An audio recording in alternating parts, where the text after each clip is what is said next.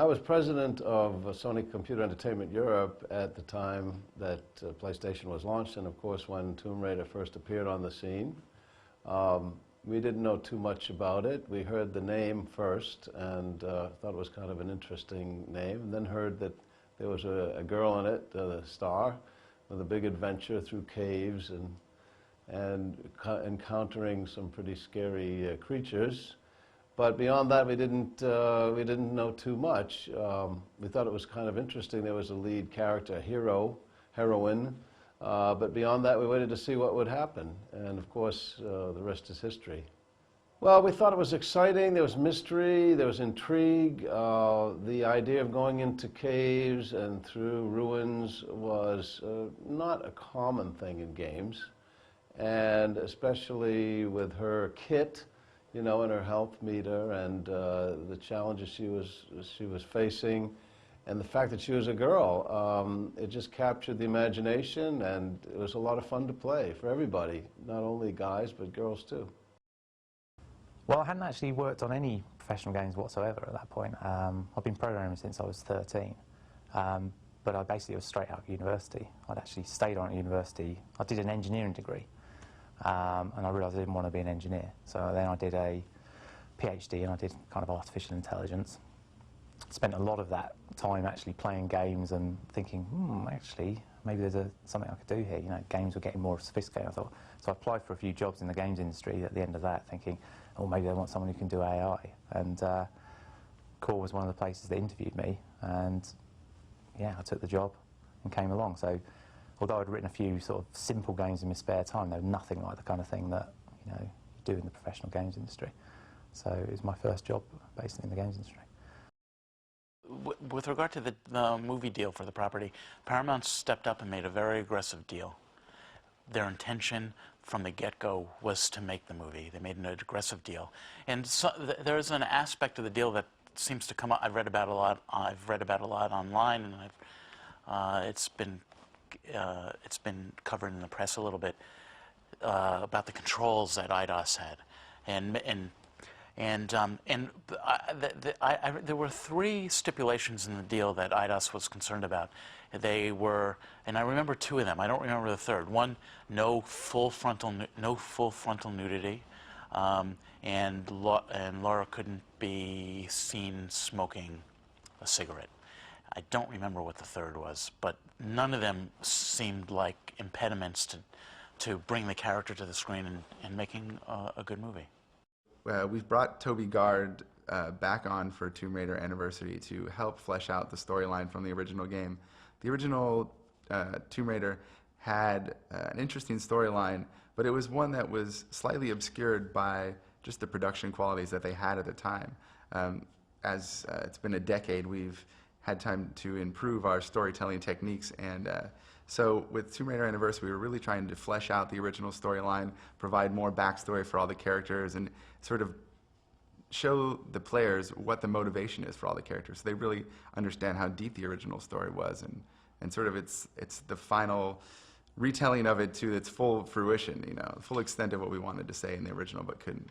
It was very important. I mean, I think anytime you're going back and working with a franchise as popular and pervasive as Tomb Raider, you really need to get back to the core of what made it popular in the first place. And Toby Gard was definitely the part of that. So we really wanted to bring him on to help us, you know, understand what made Lara who she is, why everything happened in the original, and sort of fill in all the blanks that were left out by the story in the original. I think Lara is an emotional creature, and for a variety of different reasons in her history, she's learned to suppress emotion and take over with action and being very action-oriented. But she's trying to find something, she's trying to express something. So from my point of view, she is an emotional creature, and my job, I think, is to try to complement that. On top of that, of course, you've got all the action, the exploration, all that stuff going on, which is, of course, my job as well. But I think my relationship to her is to make her to bring that like emotional connection between her and the player. So because you, like, Lara is strange in a sense, because you as a player needs to feel empowered playing her. you are Lara, right? And I think for me, when I use the music, I breathe emotion into the game, but also into the player, and then feels they are Lara, right? It's a kind of weird paradox, like we're trying to make somebody else feel that character. It's kind of schizophrenic in that sense. But that's what I do. Music is, no matter how you put it, music is about emotion, and for me, even though it's a professional trait for me, I get emotional. I need to do that, and all composers I know are emotional creatures. There's no way around it. It's not like I go around and cry all the time, but I probably spend more time thinking about emotions than most people do, because that's what I'm trying to express. Essentially, music is about emotion. Music without emotion is pretty boring. Oh, you know, I think it's impossible to have singly one memory from a game that's been so phenomenal. You know, it's changed my life. This thing has been a life change for me. It made me more successful than most people even dream of. At one stage of my life, I felt like I was a movie star. It was just unbelievable. So it's really hard to pick one element. I think getting out of a stretch limo in LA to the premiere of the first movie and going down the red carpet with Angelina Jolie was kind of up there for sure. Admittedly, there weren't many cameras pointed at me. They're all going, "Who's he?" But it's so difficult to pick out one moment. The whole thing was kind of just phenomenal. It was great in terms of, here was a studio the size of Paramount willing to back a movie based on our character to a production cost of around about $90–100 million. Not only were they doing that, they were also agreeing to give us a percentage of box office receipts. And of course, this is our intellectual property, so we owned all the rights. So we were, for once, getting licensing money from a Hollywood studio as opposed to having to pay that studio for using their rights. So this was quite a dramatic reverse in the relationship between film studios and games companies. And it was great that we could, make some of our own demands, and they were fulfilled. We had to make sure that the integrity of the character of Lara Croft was maintained. We didn't want to sell out just for a bit of short-term exploitation. So we had that veto, but when it came to the cast, we didn't use it, because when Paramount, or rather Larry Gordon, said, "How about Angelina Jolie as Lara Croft?" we said, "That's okay with us." We realized that Lara Croft had a lot of fans, and fans always want to meet their hero or heroine, and of course they couldn't meet the digital Lara. So we decided we'd have a female representation of Lara, which would change year on year, so people didn't get too close to one particular girl. And that was mainly for trade shows, for opening, for PR, for anything to do with the media. We always had provided one wonderful Lara Croft, and I must say I enjoyed every minute of that interviewing process. The Lara Croft model has to be Lara Croft, basically. It has to look like her, speak like her, act like her, think like her, and be as athletic as she can be, if possible, if needs be.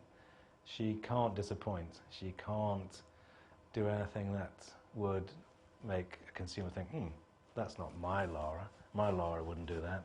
So she really has to be absolutely in part. So these days we do train the models to become Lara Croft with athletic training, fighting, elocution, deportment, everything that is Lara, the Lara model is for that year. I loved it. When I basically first arrived, I was definitely really there. New job, never been in the game industry. I was worried, that would I be able to hack it, basically. You see all these games and thought, could I actually do that? And there I was suddenly being told that, I wasn't going to be writing high score tables or something simple to sort of get into it. I was literally going to be writing half this game along with this, Paul Douglas, who was the other programmer on it. So it was very exciting, and actually I just loved it. For the first 6 months or so, I just thought I was the luckiest man in the world. I was doing my hobby for a job and getting paid for it. Great, how good is this? So I don't know, I sort of quickly realised that actually there was no magic, black magic behind the way games were made, that you know, the ideas that I had were as valid as anyone else's ideas, and the people were just working this stuff out as they went along, which is, I think, part of the excitement of the games industry is that you always come out with new things because you're always trailblazing. So that's what makes it a fun place for a programmer or an artist to be. To build the movie around a strong female lead was a lot of fun, and it was a challenge because so many people told us it couldn't be done or it wouldn't succeed. And that was one of the many reasons that, one of the reasons that so many studios shied away from the project, because they kept on pointing to, they kept on looking for precedents in the action genre, in the action adventure genre, where a female lead was featured. And it was somehow assumed that it just wouldn't work. And we never had any doubt, and we knew that it was a great opportunity to actually do something that was a little bit unprecedented in Hollywood, and it was a great thing to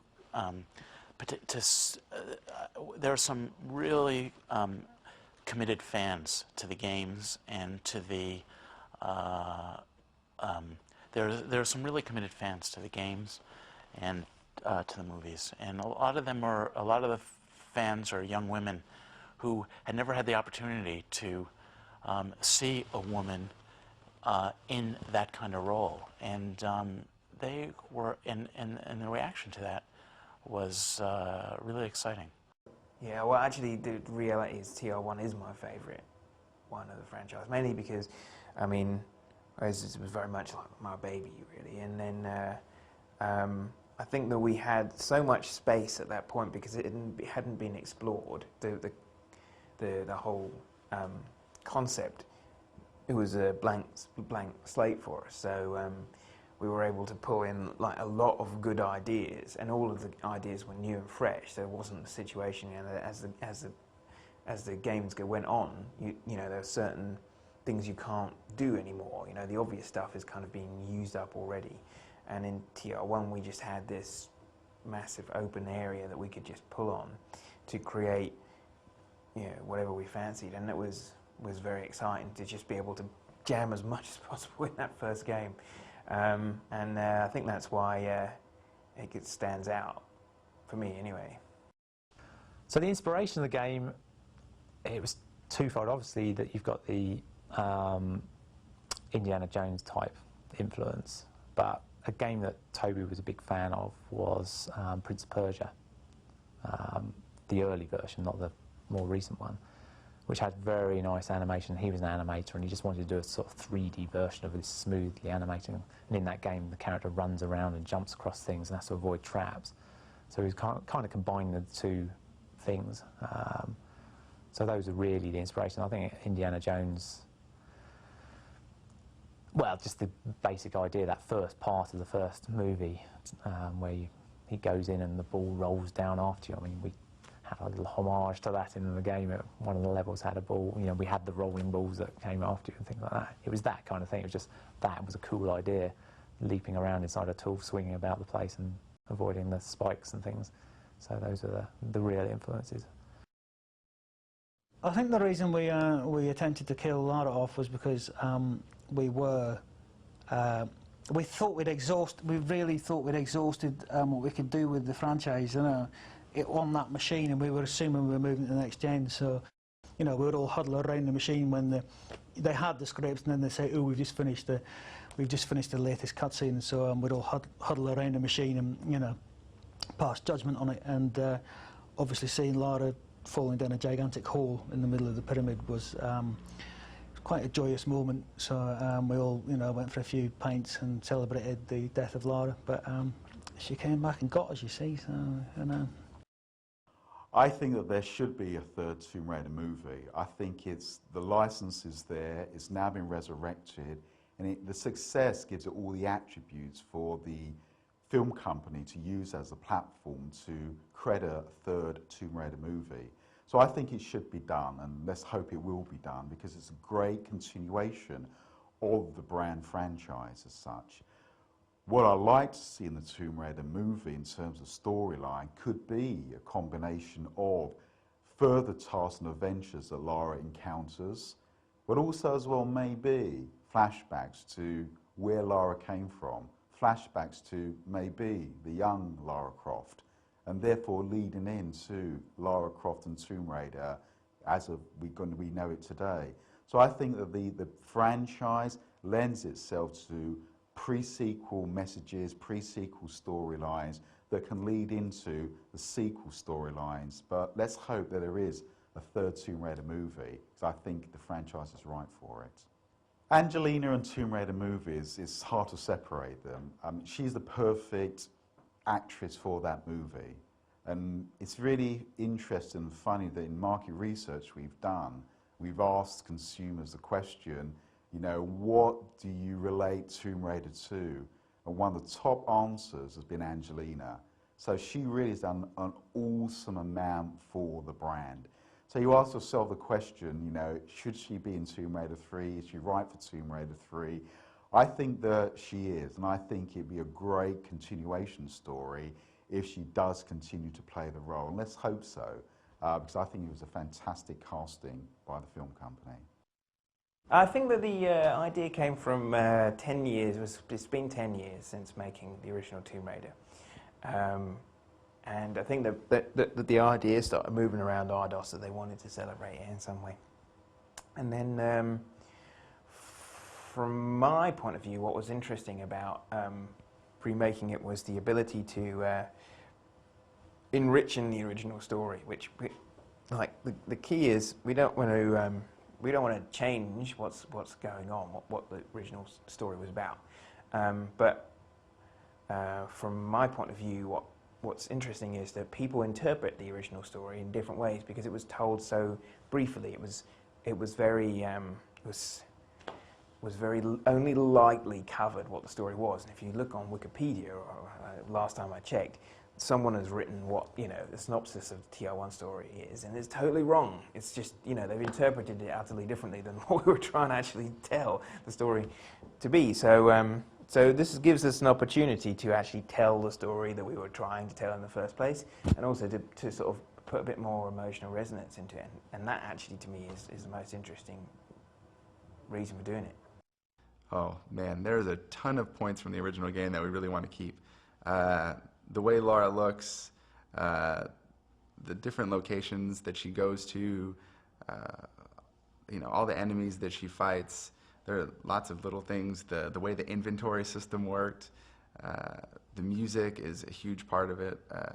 Thankfully, we've got some great people working on recreating the original scores from Tomb Raider again, so that we can get that in. It's all the little nuances, the way that health packs were arranged on dead bodies, so that it gave them sort of a place and it wasn't just some pickup littered around the environment. There's lots of little touches throughout the game, so it's really finding all the tidbits that people remember and trying to get those all in there. It wasn't so much that it had to, things that we really wanted to keep.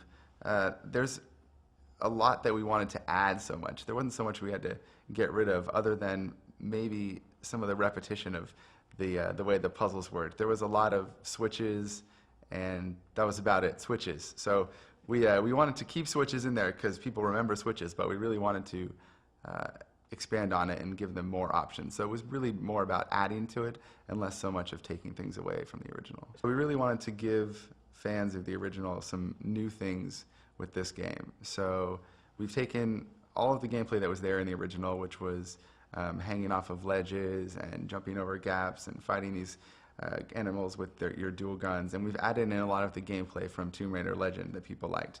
The horizontal poles, climbing vertically up things.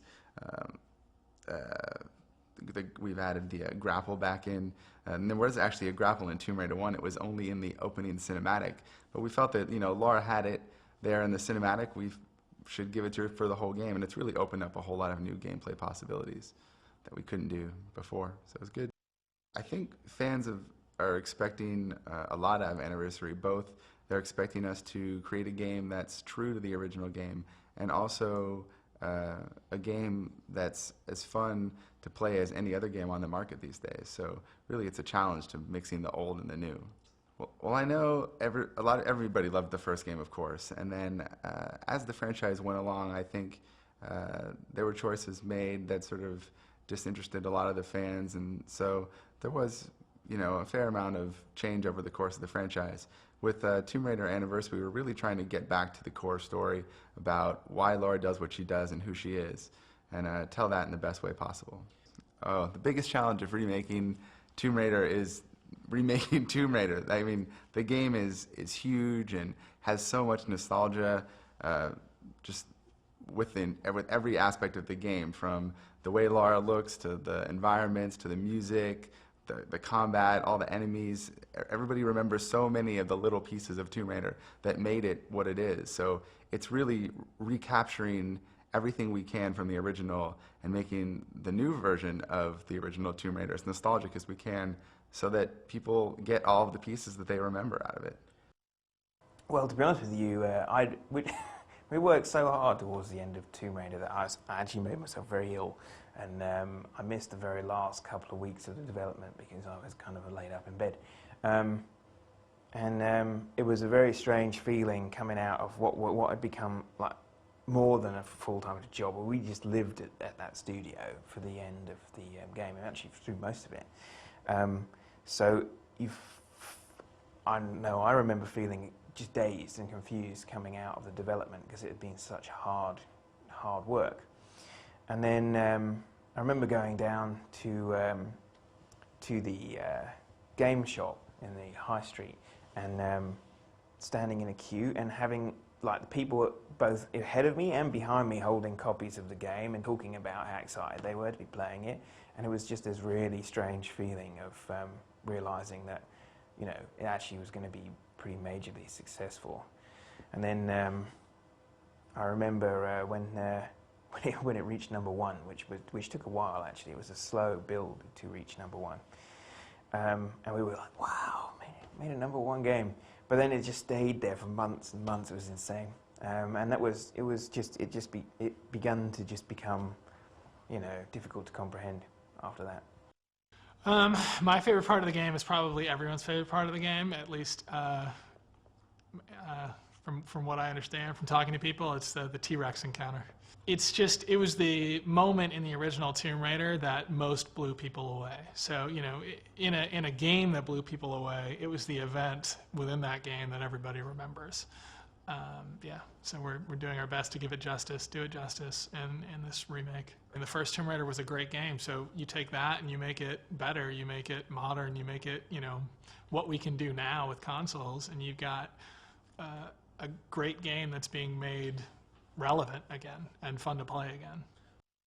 Around the time when we were beginning the process of trying to pitch Tomb Raider core design, Virtua Fighter had just come out on the Sega Saturn. It was the first sort of real 3D console game, and we had one at the company, and I was watching everybody play it, and it was mainly guys at the company at that time, and I was noticing that even though there's sort of 12 characters in Virtua Fighter, and there's only 2 of them were females, most fights, it seemed to me, had like at least one of the fighters was being picked as a girl. And it seemed odd to me that no one was picking up on the fact that guys actually did seem to want to play females in games, because at the time, everybody was saying that it was crazy to try and make a character that wasn't either American or male, So that was how the idea started. When I first pitched Tomb Raider as an idea, it was just really the concept of an Indiana Jones game, because the environments of tombs and ancient ruins lent itself to the level of graphics quality that we had at the time, which is big blocky sorts of landscapes. And so I hadn't really put any time and effort into a character design, and so when I was just pitching it, I just had drawings of a dude. But once the design started moving forward, the idea of going for a female character took over, and Lara was born. I first became aware of Tomb Raider. I was on holiday with my son, who was very young at the time, and he brought with him a stack of video game magazines, and we were sitting on the beach, and he was reading, and in some of the magazines he had, there was article after article about Tomb Raider, and I started reading them, and the characters seemed it was a fantastic character. I got to play the game. At the same time, I guess eidos became interested in doing a movie version, and they sent feelers out into Hollywood, and Larry Gordon and I were one of a number of producers who pursued it. We went to a few studios, and ultimately Paramount Pictures were very, very excited and saw the possibilities in the Tomb Raider movie and hopefully a Tomb Raider franchise.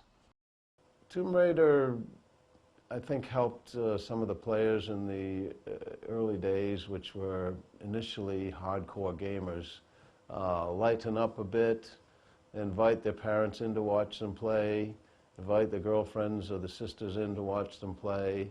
And I think it helped create sort of a family experience around the television with a single player being rooted on by their mates or their family. And, you know, again, it's the kind of thing that makes something go from a niche product to a must-have global entertainment device. And so Tomb Raider's up there with the characters that made that happen.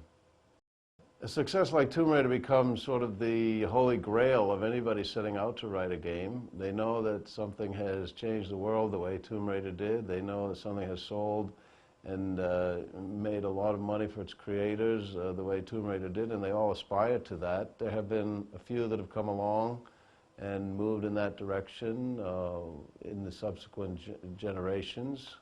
But Tomb Raider has now expanded both PlayStation 1 and PlayStation 2, and based on the success of Legend, I'm almost positive that it will, you know, continue its meteoric rise with PlayStation 3. Tomb Raider Legend was a large endeavor in terms of scoring. We did almost 4 hours of music. We used a very comprehensive set of technologies. I have a render farm. I'm probably the most demanding person in the whole production. I have a 9-PC render farm, which I used to orchestrate music. So with Legend, there is so much work that some of it was pre-investigative, that we went out and looked at the different locations in the game. There's a variety of different destinations, and we took a close look at them, and I tried to understand different musical styles of each region, like what's the local instrument in Bolivia, or what's the local music in Himalaya, and so on. So in Himalaya, for example, we got Himalayan singers in the game. In Peru and Bolivia, I took the local instruments and learned to play them. Pan flutes, for example, a lot of ethnic flutes as well I learned to use. And so it was mainly that I think the hard part about the game was that we wanted both something contemporary and something orchestral. So on one hand, I had to do very contemporary stuff, like what's out right now in pop and rock. And on the other side, I had to do orchestration as well, which is my background, orchestrating. So it was a huge endeavor in a variety of different musical styles and a very deep journey into ethnic music of various sorts. So, you know, the decision of Crystal Dynamic to take on Tomb Raider was one that obviously I didn't have any input in. And I think, again, if you want to wind back slightly, my role in eidos at that stage had come to a kind of a natural end. Tomb Raider, Angel of Darkness wasn't the success everybody had hoped it was going to be the success. It still sold well over 1 million pieces and made lots of money, but it wasn't kind of where it was. At that time, eidos itself was going through a tough time, and somebody had to take the sword, and my head was the highest above the parapet, and it got taken, which, you know, I mean, I said earlier on, emotionally I'd kind of done with Tomb Raider, so it was probably time to actually move on and say, listen, enough is enough, I'm going to go and do my own thing and hopefully create the next Tomb Raider. So then it's kind of looking back from having the benefit of looking then and saying, should Cork have continued to do that? Well, you know, it would have been nice, but I don't blame eidos for what they did. If I was then left at eidos and I'd just got rid of, you know, me, I'd have said, you know, it needs to come away from me. We've all blown out of Tomb Raider. We're all Tomb Raidered out. We've all been with it too long. Give it to somebody else to do. Maybe we'll do another one in 2 years' time, but give us a break. Let us just go and, you know, do something, go and create another game, just do whatever. In the meantime, let somebody like Crystal, who eidos owned, wasn't really doing anything at the time, very competent developer, let them have a go. So I don't, you know, I understand the decision completely. And from a kind of a commercial standpoint, it was the right signal to send at that stage to their investors that, listen, we've dealt with the problem, we've got rid of Jeremy, that's problem number one.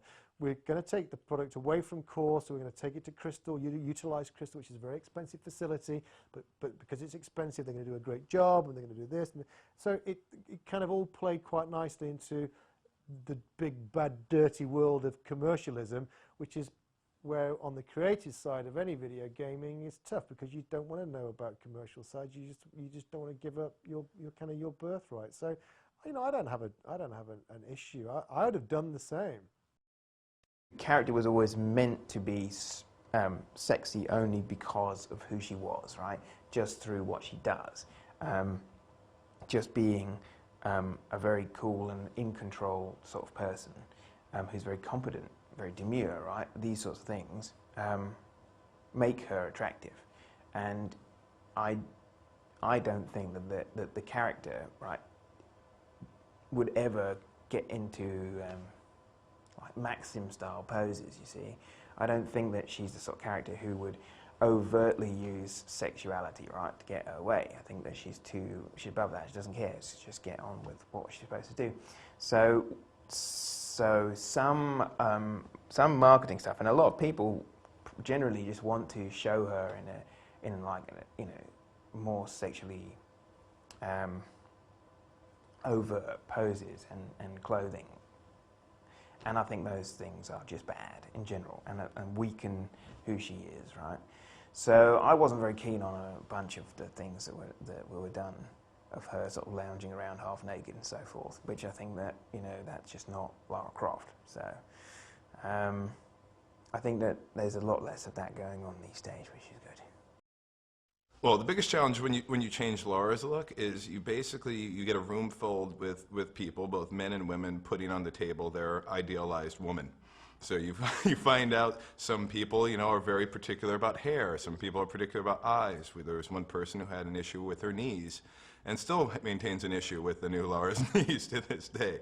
So getting past that sort of everyone's personal fantasies and wish fulfillment, you know, freaky as that may be, just getting people to get on the same page of here's the characterization, here's the origin, you know, what are the key points, and sort of getting that collaborative agreement, like, yes, like, you know, she may or may not be for me, but this does fit the goal. So Microscoring is, when I originally came to Crystal, I came as a PhD scholar in microscoring, actually. It's a term I invented for my PhD studies, which is essentially about breaking the musical score down in very, very small components.